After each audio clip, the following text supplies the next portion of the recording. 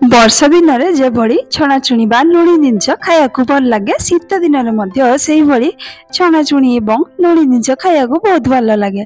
କିନ୍ତୁ ପେଟ ପାଇଁ ବହୁତ ଗରମ, ତେଣୁ ତେଲର ଜିନିଷ ଅଧିକ ମାତ୍ରାରେ ଖାଇବା ଦେହ ପାଇଁ ବହୁତ ଖରାପ।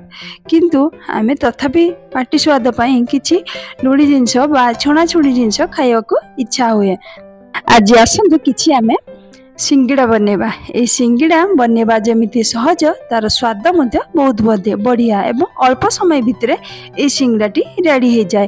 ଗରମ ଗରମ ଛାଣିଲା ପରେ ସିଙ୍ଗିଡ଼ାକୁ ଯଦି ଆମେ ସସ୍ କିମ୍ବା ଧନିଆ ପତ୍ର ଚଟଣି ସହିତ ଖାଉଛେ, ତେବେ ବହୁତ ସ୍ୱାଦିଷ୍ଟ ଲାଗିଥାଏ। ଏବଂ ଏଇଭଳି ଭାବରେ ଯଦି ଆମେ ଘରେ ବନେଇକି ସିଙ୍ଗିଡ଼ାକୁ ଖାଇପାରୁଛେ, ତେବେ ଦୋକାନର ସିଙ୍ଗିଡ଼ା ମଧ୍ୟ ଏଇ ଘର ସିଙ୍ଗିଡ଼ା ଆଗରେ ଫେଲ୍ ମାରିଯିବ। ତେଣୁ ଯଦି ଆମର ଯେକୌଣସି ଛଣାଛୁଣି ଜିନିଷ ଖାଇବାକୁ ଇଚ୍ଛା ହେବ, ତେବେ ଘରେ ବନେଇ ଖାଇଲେ ଦେହ ପାଇଁ ବହୁତ ଭଲ। ବଜାରରେ ମିଳୁଥିବା ଛଣା ଜିନିଷ ଦେହ ପାଇଁ ଖରାପ। ତେଣୁ ଏଇଭଳି ଭାବରେ ଆମେ ସିଙ୍ଗିଡ଼ାଟେ ବନେଇ ଯଦି ଘରେ ଖାଉଛେ, ତେବେ ଅଧିକ ସ୍ୱାଦିଷ୍ଟ ଲାଗିଥାଏ। ଏହି ସିଙ୍ଗିଡ଼ାକୁ ବନେଇ ସାରିଲା ପରେ ପରିବାର ସହିତ ଯଦି ଆମେ ବସିକି ଖାଉଛେ, ତେବେ ତାର ସ୍ୱାଦ ଡବଲ ଆସିଥାଏ। ଜୟ ଜଗନ୍ନାଥ, ମିଷ୍ଟି କିଚେନକୁ ଆପଣମାନଙ୍କୁ ବହୁତ ବହୁତ ସ୍ୱାଗତ। ଆସନ୍ତୁ ଆଜି ଏହି ସିଙ୍ଗିଡ଼ାର ପ୍ରୋସେସକୁ ଆମେ ଜାଣିନେବା। ପ୍ରଥମେ କିଛି ଆମେ ମଇଦା ନେବା।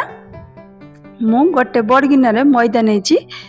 ଏବେ ଆସନ୍ତୁ ଗୋଟେ ବେଲାରେ ସେଇ ମଇଦାକୁ ଆମେ ପକେଇ ନେବା। ପକେଇ ସାରିଲା ପରେ ସେଥିରେ କିଛି ସ୍ୱାଦ ଅନୁଯାୟୀ ଲୁଣ କିଛି ଦେବା ଏବଂ ଜୁଆଣି ସେଥିରେ କିଛି ପକେଇଦେବା। ଜୁଆଣିକୁ ଏଇଭଳି ଘଷିକି ପକେଇଦେଲେ ତାର ଅମଳ ଜିନିଷ କଟିଯାଏ, ତେଣୁ ଜୁଆଣି ସବୁଥିରେ ପଡ଼ିବା ଦରକାର। ଏବଂ କଳା ଜିରା କିଛି ପକେଇବା। ପକେଇ ସାରିଲା ପରେ ଏହାକୁ ଭଲ ଭାବରେ ଗୋଳେଇ ନେବା। ସେ ଗୋଳେଇ ସାରିଲା ପରେ ସେଥିରେ କିଛି ରିଫାଇନ୍ ତେଲ ଆମେ ଦେବା। ଦେଇ ସାରିଲା ପରେ ଆଉ କିଛି ସମୟ ଏହାକୁ ଭଲ ଭାବରେ ଆମେ ଗୋଳେଇ ନେବା, ଯେମିତିକି ତେଲଟି ମଇଦା ସହିତ ଭଲ ଭାବରେ ମିଶିଯିବ।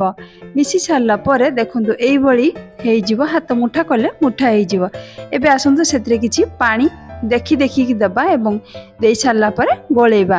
ଅଧିକ ମାତ୍ରାରେ ପାଣି ଦେଲେ ତାର ମିଶ୍ରଣଟି ଭଲ ଭାବରେ ବନିବ ନାହିଁ, ତେଣୁ ଅଳ୍ପ ଅଳ୍ପ ମାତ୍ରାରେ ଦେଇ ଆମେ ଭଲ ଭାବରେ ଏହି ମଇଦାକୁ ଚକଟି ନେବା। କାରଣ ଏହି ମଇଦାର ମିଶ୍ରଣଟି ଅଧିକ ପତଳା ବା ଅଧିକ ନରମ ହେବାର ନାହିଁ। ଠିକ ମାତ୍ରାରେ ଯଦି ଆମର ବନୁଛି, ତେବେ ସିଙ୍ଗିଡ଼ାଟି ଭଲ ହୋଇଥାଏ। ଏବଂ ଏହାକୁ ଭଲ ଭାବରେ ଚକଟି ସାରିଲା ପରେ ଆମେ ଏହାକୁ ଘୋଡ଼ଣି ଦେଇ କିଛି ସମୟ ଛାଡ଼ିଦେବା। ଦେଖନ୍ତୁ ଏହିଭଳି ଚକଟିଲେ ହିଁ ସେଇ ସିଙ୍ଗିଡ଼ାଟି ଭଲ ହୋଇଥାଏ। ଏହିଭଳି ଭାବରେ ଚକଟାଟି ଆମର ହେବା ଦରକାର। ହେଇସାରିଲା ପରେ ଏହାକୁ ଘୋଡ଼ଣି ଦେଇ 10ରୁ 15 ମିନିଟ୍ ଆମେ ଛାଡ଼ିଦେବା। ସେଇ ଭିତରେ ଆସନ୍ତୁ ଆଳୁକୁ ମୁଁ ଚୋପା ଛଡ଼େଇ ଏଇଭଳି କାଟି ନେଇଛି। ଏଥିରେ ଆଳୁ ମୁଁ 4ଟି ବଡ଼ ଆଳୁ ନେଇଛି, ଚୋପା ଛଡ଼େଇ ଏଇଭଳି କାଟି ନେଇଛି। ପିଆଜ 2ଟି କାଟିଛି, ରସୁଣ ଏବଂ ଅଦା ଛେଚା କିଛି ନେଇଛି। ଏବେ ଆସନ୍ତୁ ଗୋଟେ କଡ଼େଇ ବସାଇ ସେଥିରେ କିଛି ତେଲ ଦେବା। ତେଲ ଗରମ ହେଲା ପରେ ସେଥିରେ କିଛି ପଞ୍ଚଫୁଟଣ ଦେଇ କଟା ହେଇଥିବା ପିଆଜକୁ ଦେଇଦେବା। ଦେଇ ସାରିଲା ପରେ ଆମେ ପିଆଜକୁ କିଛି ସମୟ ଲାଲ କଲର ହେବା ପର୍ଯ୍ୟନ୍ତ ଆମେ ଭାଜି ନେବା। ପିଆଜଟି ବ୍ରାଉନ୍ କଲର ବା ଲାଲ କଲର ହେଇଗଲେ ଭଲ ହୋଇଥାଏ। ଏବେ ସେଥିରେ ଛେଚା ହେଇଥିବା ରସୁଣ ଏବଂ ଅଦାକୁ ଦେଇ ଆଉ କିଛି ସମୟ এই ପିଆଜ ରସୁଣ ଅଦାର ପେଷ୍ଟକୁ ଆମେ ଭଲ ଭାବରେ କଷି ନେବା ବା ଭାଜି ନେବା। ଯେହେତୁ ଏଗୁଡ଼ାକୁ ଛେଚା ହେଇଛି, ତେଣୁ କିଛି ଅଂଶରେ ଆମେ ଭାଜି ନେବା। ଭାଜି ସାରିଲା ପରେ ସେଥିରେ ଲଙ୍କା ଗୁଣ୍ଡ କିଛି ପକେଇବା ଏବଂ ଜିରା ଗୁଣ୍ଡ କିଛି ଦେବା ଏବଂ ଚିକେନ ମସଲା କିଛି ପକେଇ ନେବା। ପକେଇ ସାରିଲା ପରେ ଧନିଆ ପାଉଡର କିଛି ଦେଇ ଆଉ କିଛି ସମୟ ଏହି ମସଲାକୁ ଆମେ କଷି ନେବା। କିଛି ସମୟ କଷି ହେଲା ପରେ ଆମେ ସେଥିରେ କିଛି କସ୍ତୁରୀ ମେଥି ପତ୍ର ଦେଇଦେବା। ଦେଇ ସାରିଲା ପରେ ଆଉ କିଛି ସମୟ ମସଲାକୁ କଷି ନେଇ ସାରିଲା ପରେ କାଟି ରଖିଥିବା ଆଳୁକୁ ଆମେ ସେଥିରେ ଦେଇଦେବା। ଦେଇ ସାରିଲା ପରେ ଆମେ ସେଇ ମସଲା ସହିତ ଏହାକୁ ଭଲ ଭାବରେ ମିଶାଇ ନେବା। ଏବେ ପରିମାଣ ଅନୁଯାୟୀ ଲୁଣ ଦେବା, ହଳଦୀ କିଛି ସେଥିରେ ଦେବା।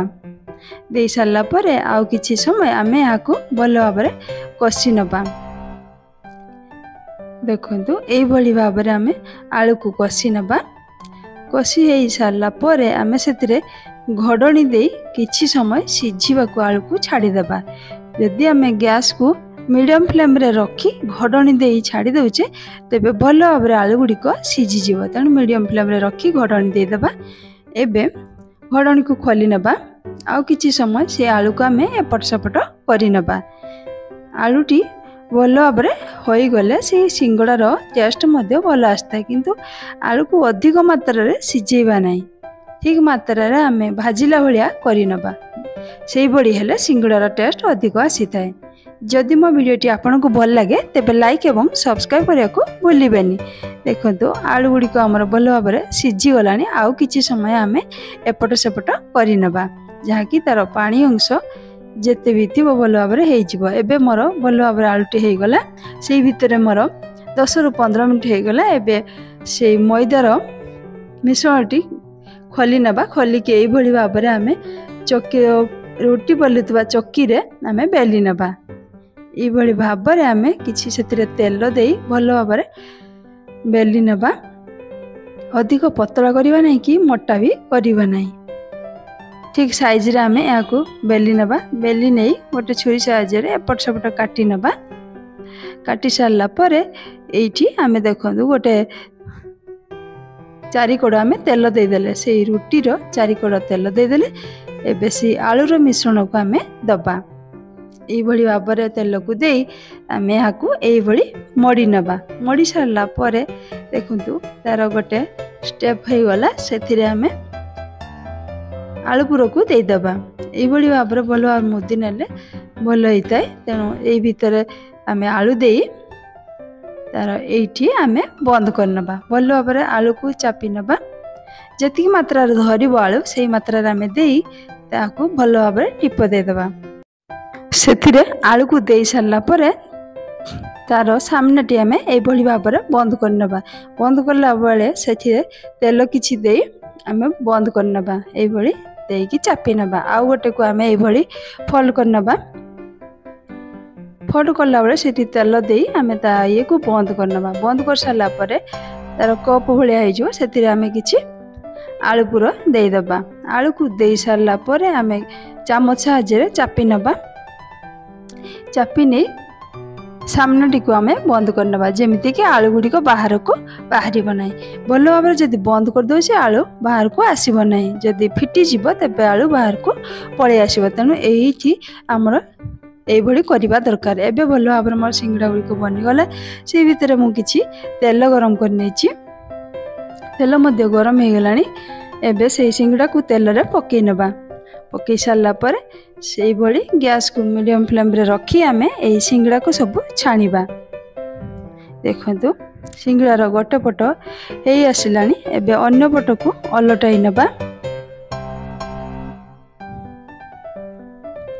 ଯଦି ଆମେ ଠିକ୍ରେ ବା ଭଲ ଭାବରେ ସେଇ ସାମ୍ନାକୁ ଆମେ ବନ୍ଦ କରୁଛେ ତେବେ ସିଙ୍ଗଡ଼ାରୁ ଆଳୁ ଭଲ ଭାବରେ ଭିତରେ ରହିବ, ବାହାରକୁ ଆସିବ ନାହିଁ। ଏବେ ମୋର ସିଙ୍ଗଡ଼ା ଗୁଡ଼ିକ ଭଲ ଭାବରେ ବନିଗଲା।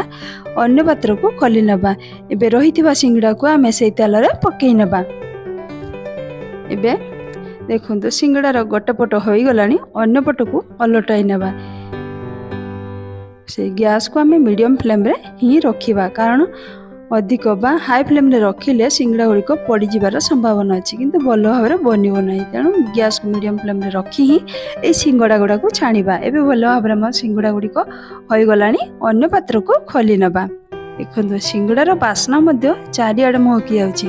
ଦୋକାନରେ ମଧ୍ୟ ସିଙ୍ଗଡ଼ା କିମ୍ବା ଚପ୍ ଛଣା ହେଉଥିଲେ ତାର ବାସ୍ନା ଚାରିଆଡ଼େ ମହକିଯାଏ। ତେଣୁ ଲୋକମାନେ ଯିବା ଆସିବା ବାଟରେ ତାର ବାସ୍ନା ପାଇଲେ ଖାଇବାକୁ ଇଚ୍ଛା କରନ୍ତି। ତେଣୁ ଏହିଭଳି ଭାବରେ ଯଦି ଆମେ ସିଙ୍ଗଡ଼ା ଘରେ ବନାଉଛେ ତେବେ ଘର ଲୋକ ମଧ୍ୟ ଖାଇବାକୁ ଇଚ୍ଛା କରିବେ ଏବଂ ପରିବାର ସହିତ ଖାଇଲେ ଏହି ସିଙ୍ଗଡ଼ାର ଡବଲ ମଜା ଆସିଥାଏ। ତେଣୁ ଏହି ପ୍ରୋସେସରେ ଘରେ ସିଙ୍ଗଡ଼ାଟେ ବନାନ୍ତୁ ଏବଂ କୌଣସି ଚଟଣି କିମ୍ବା ସସ୍ ସହିତ ପରିବାର ସହିତ ଖାଆନ୍ତୁ। କେମିତି ଲାଗୁଛି କମେଣ୍ଟ ବକ୍ସରେ ଲେଖି ନିଶ୍ଚିତ ଜଣାନ୍ତୁ। ବର୍ତ୍ତମାନ ପାଇଁ ରହୁଛି, ପୁଣି ଆସିବି ନୂଆ ଭିଡ଼ିଓ ନୂଆ ରେସିପି ସହ। ଜୟ ଜଗନ୍ନାଥ।